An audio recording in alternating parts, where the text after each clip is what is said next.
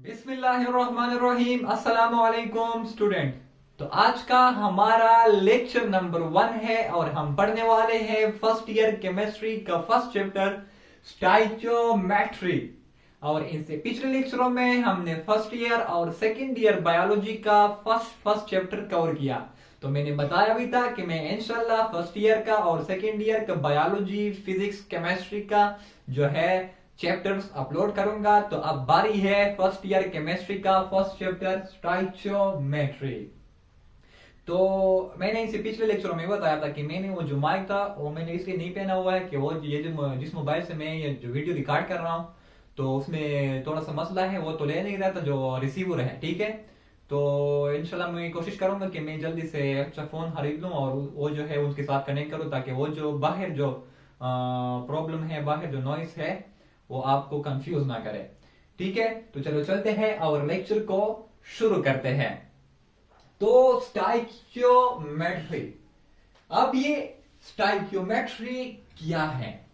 देखो, स्टाइचियोमेट्री एक branch of chemistry है जिसमें हम ये स्टडी करते हैं, क्वांटिटेटिव रिलेशन स्टडी करते हैं बिटवीन किसके दरमियान, रिएक्टेंट और प्रोडक्ट के दरमियान हम क्वांटिटेटिव रिलेशनशिप को स्टडी करते हैं।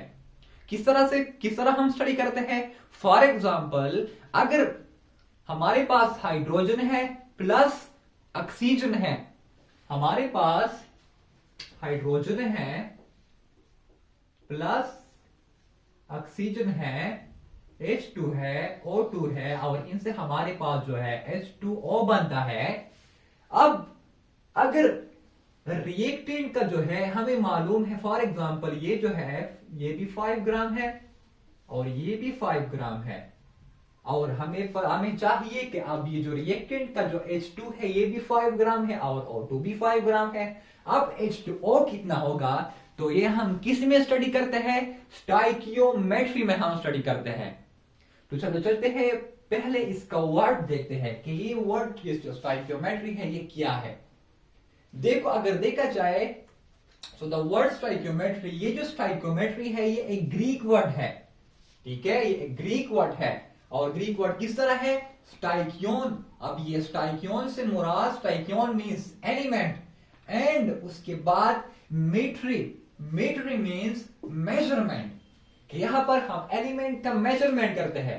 अब मेजरमेंट क्या है? मेजरमेंट एक ऐसी चीज है जो कि हम नॉन क्वांटिटी को लेते हैं और अननोन को उसके साथ जो है कंपेयर करते हैं या मालूम करते हैं, इसको हम मेजरमेंट कहते हैं। यहां पर मैंने बताया तो ये तो नॉन है, ये तो हमें पता है।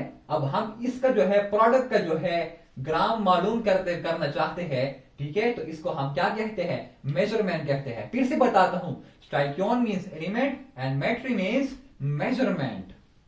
अब इसके बाद अगर इसका डिफिनीशन देखा जाए कि इसका डिफिनीशन किस तरह है, तो ये ब्रांच ऑफ केमिस्ट्री है। क्या? स्टाइचियोमेट्री एक ब्रांच ऑफ केमिस्ट्री है जिसमें हम क्या स्टडी करते हैं? इसके बारे में स्टडी करते हैं क्वांटिटेटिव रिलेशनशिप। क्वांटिटेटिव से मुराद मिकदार, क्वांटिटी से मुराद मिकदार। ठीक है, एक क्वांटिटेटिव रिलेशनशिप बिटवीन किसके दरमियान? रिएक्टेंट। ये जो H2 और O2 है इसको हम रिएक्टेंट कहते हैं, R से मैं रिप्रेजेंट कर रहा हूं। और उसके बाद एंड प्रोडक्ट, और ये जो H2O है इसको हम प्रोडक्ट कहते हैं जो कि मैं इसको P से रिप्रेजेंट कर रहा हूं। तो हम एक क्वांटिटेटिव रिलेशनशिप को स्टडी करते हैं बिटवीन किसके दरमियान? रिएक्टेंट और प्रोडक्ट के दरमियान। किस तरह? फॉर एग्जांपल, हमने फिर से यहां पर जो है H2 जो है 4 ग्राम ले लिया और O2 जो है 5 ग्राम ले लिया। अब हमारे पास H2O कितना जो है बनेगा? तो ये हम किस में स्टडी करते हैं? स्टाइचियोमेट्री में स्टडी करते हैं। उम्मीद है कि ये आपको समझ में आ गया होगा। ठीक है, इसको हम रिएक्टेंट कहते हैं, मैंने यहां से रिप्रेजेंट किया। और यो जिस H2 और O2 से जो बन गया, H2O बन गया, जब H2 और O2 मिलते हैं तो H2O बनता है और वो जो बन गया उसको हम प्रोडक्ट कहते हैं। और इसके दरमियान जो हम क्वांटिटी रिलेशनशिप की जो है रिलेशनशिप जो स्टडी करते हैं उसको हम क्या कहते हैं? स्टाइचियोमेट्री कहते हैं। ठीक है, अब अगर ये 4 ग्राम है और ये 5 ग्राम है तो ये 9 ग्राम बन गया। फॉर एग्जांपल, आप सपोज करें तो ये 9 ग्राम हो गया और ये 4 + 5 ग्राम हो गया। अब इसके दरमियान जो रिलेशनशिप है इसको अगर हम स्टडी करें तो हम वो स्टोइकियोमेट्री में जो है स्टडी करते हैं। लेकिन जरूरी है कि वो जो केमिकल इक्वेशन हो वो बैलेंस हो। जरूरी है कि ये अगर हम ये इक्वेशन लिखे, मैं इसको थोड़ा सा मिटाता हूं, थोड़ा सा मैं इसको मिटाऊं, तो ये जो H2 और O2 है जरूरी है कि ये बैलेंस हो। अब ये किस तरह बैलेंस होगा मैंने नीचे लिखा हुआ है, आपको जो है समझ में आ जाएगा, ठीक है।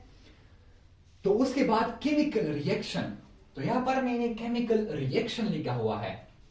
देखो फोटोसिंथेसिस एक केमिकल रिएक्शन है। इसी तरह जब H2 और प्लस O2 मिलते हैं तो इनसे तो H2O बनता है, वाटर बनता है।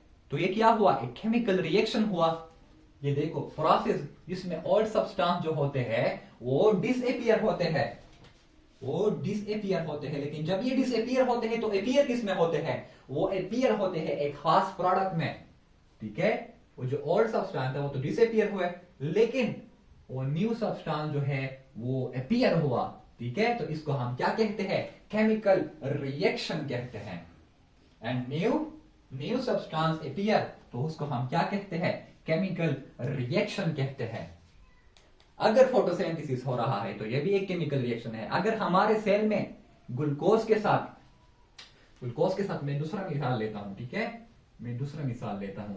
अगर ग्लूकोज के साथ अगर मैं यहां पर ग्लूकोज लिखूं C6H12O6 प्लस O2 के साथ जो है मिलता है और CO2 प्लस H2O और प्लस ATP बनता है, तो ये तो हमारे सेल में एक केमिकल रिएक्शन हो रहा है जिसमें ओल्ड सब्सटेंस तो डिसअपियर हो रहे हैं, लेकिन न्यू सब्सटेंस जो है CO2 और H2O और प्लस ATP अपीयर हो रहे हैं। तो इसको हम क्या कहते हैं कि ये एक केमिकल रिएक्शन हो रहा है, किसमें, सेल में। तो इसको हम कहते हैं कि ये एक केमिकल रिएक्शन है।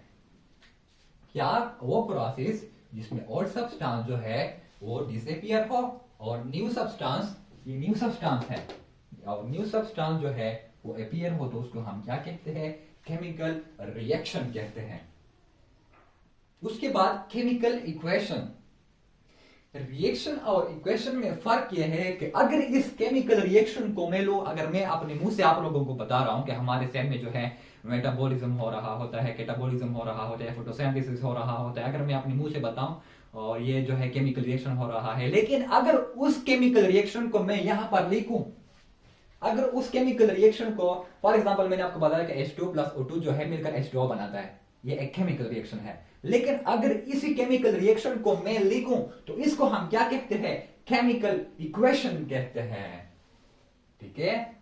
H2 plus O2 H2O। आप लोग भी सोच रहे होंगे कि ये तो हर बार H2 और प्लस O2 को लेता है। ये मैं इसलिए लेता हूं ताकि आपको समझने में आसानी हो, क्योंकि आप अब नए हो, अब फर्स्ट ईयर में आप जो है नए शिफ्ट हुए हो, इस वजह से आप लोगों को ये मैं जो है इजी एग्जांपल दे रहा हूं ताकि आपको कंफ्यूजन ना हो। अगर मैं जो हूं ऑर्गेनिक केमिस्ट्री से एक उठाऊं, इनऑर्गेनिक से उठाऊं, तो आप लोगों को जो है मसला होगा, इस वजह से मैं यहाँ पर इजी मिसाल दे रहा हूं, ठीक है। अब मैंने ये बताया कि H2 प्लस O2 जो है रिएक्ट होकर जो है H2O बनाता है, तो ये केमिकल रिएक्शन है। लेकिन उस केमिकल रिएक्शन को अगर मैं इस तरह लिखूं, उसको रिप्रेजेंट करो, रिप्रेजेंटेशन ऑफ केमिकल रिएक्शन को रिप्रेजेंट करो, तो हम इसको क्या कहते हैं, केमिकल इक्वेशन कहते हैं, ठीक है।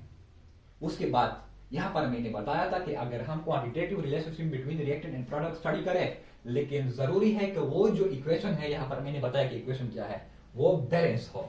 अब ये बैलेंस किस तरह, यहां पर मैंने लिखा हुआ है बैलेंस केमिकल इक्वेशन।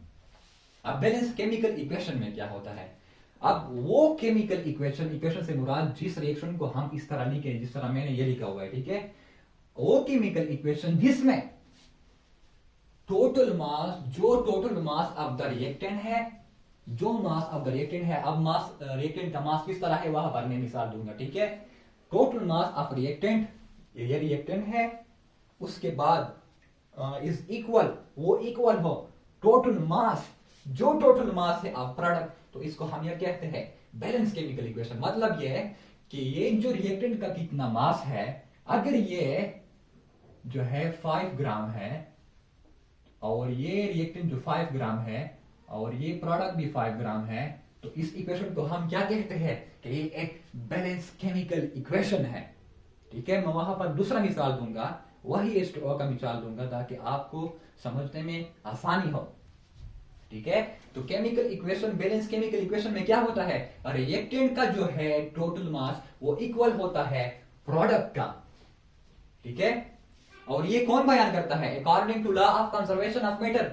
और ये law of conservation of matter हमें क्या बताता है, वो बताता है विच स्टेट दैट कि मैटर जो है वो नाइदर बी क्रिएटेड, वो क्रिएट भी नहीं हो सकता और डिस्ट्रॉय भी नहीं हो सकता।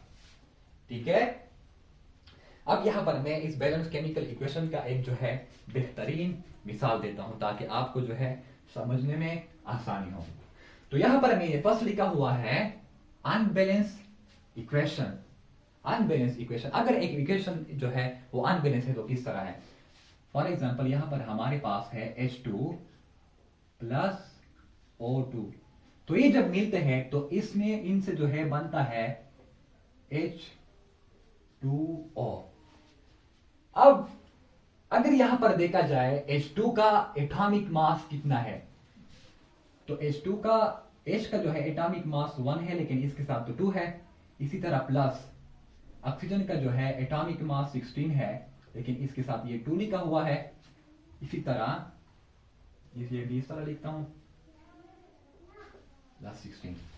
अब अगर देखा जाए 2 ये इनके साथ मल्टीप्लाई होता है, प्लस 16 मल्टीप्लाई 2 तो ये 32 बनता है। अब इनसे जो है ये क्या बनता है, 32 प्लस 2 इज इक्वल टू 34 बनता है। लेकिन अगर यहां पर देखा जाए 2 1 2 प्लस 16 तो यहां पर ये क्या बनता है, 18 बनता है। मतलब ये कि ये 34 जो है ये नॉट इक्वल है टू 18।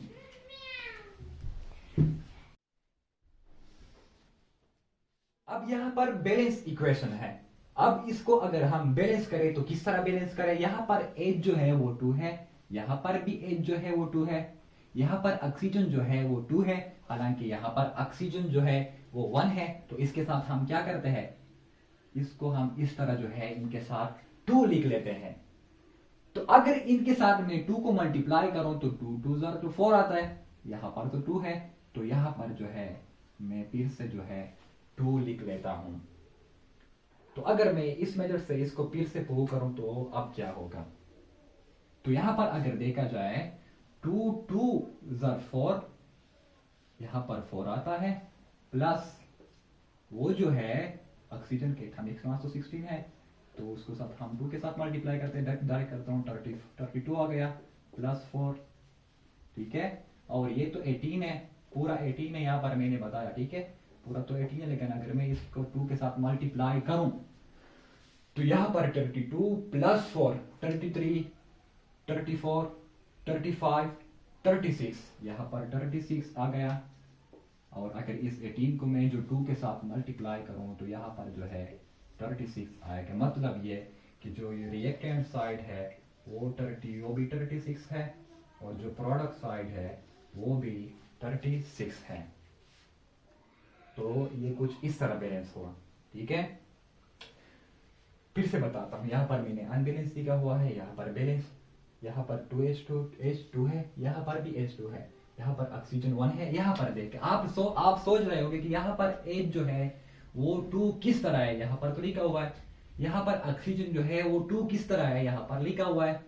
अब यहां पर H के साथ तो 2 लिखा हुआ है जिस तरह यहां पर लिखा था, लेकिन ऑक्सीजन के साथ यहां पर तो 2 नहीं लिखा हुआ है, इस वजह से ये तो अनबैलेंस है। इसको बैलेंस बनाने के लिए यहां पर मैंने 2 लिख दिया। ठीक है, जब यहां पर मैंने 2 लिख दिया तो इसके साथ मैं इनको मल्टीप्लाई भी कर सकता हूं, 2 2 4, तो यहां पर तो हाइड्रोजन 4 हुआ, हालांकि यहां पर तो जो है 2 है, तो इस वजह से यहां पर मैंने फिर से 2 लिख दिया और इनका जो है ग्राम निकाल दिया और ये हमारे पास 36 बन गया जो कि रिएक्टेंट साइड है। और इसी तरह प्रोडक्ट का भी जो है हमारे पास 36 आ गया। तो मतलब ये कि जो ये रिएक्टेंट का जो जीता वही तरह प्रोडक्ट का भी जो है जीता।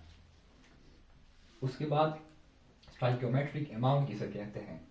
अब अमाउंट ऑफ रिएक्टेंट और product in balance chemical equation तो हम इसको स्टोइकोमेट्रिक अमाउंट कहते हैं। उसके बाद एनालिटिकल केमिस्ट्री।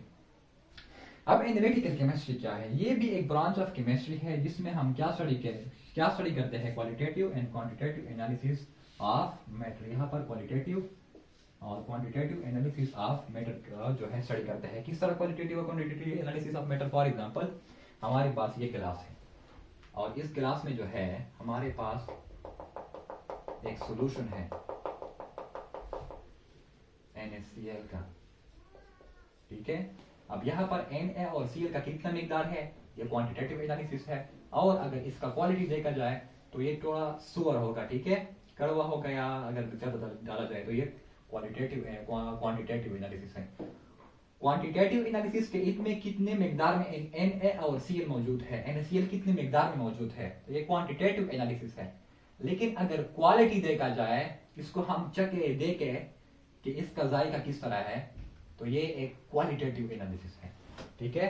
क्वालिटेटिव एनालिसिस वहां पर हम आइडेंटिफिकेशन करते हैं एलिमेंट के, एटम और आयन के। फॉर एग्जांपल सील और मिरर टेस्ट हम किसके लिए इस्तेमाल करते हैं? हम इस्तेमाल करते हैं आइडेंटिफिकेशन ऑफ एल्डिहाइड। ये हम आइडेंटिफिकेशन ऑफ एल्डिहाइड के लिए करते हैं। और लिवगास टेस्ट हम किसके लिए इस्तेमाल करते हैं? वो हम आइडेंटिफिकेशन ऑफ अल्कोहल के लिए जो है इस्तेमाल करते हैं। क्वांटिटेटिव एनालिसिस, उम्मीद है कि आपको यहाँ पर जो है डायग्राम के जरिए से समझ में आ गया होगा, ठीक है। और ये सारे जो टेस्ट है, सील और मिरर टेस्ट, लिवगास टेस्ट, ये सारे ऑर्गेनिक केमिस्ट्री में मौजूद हैं।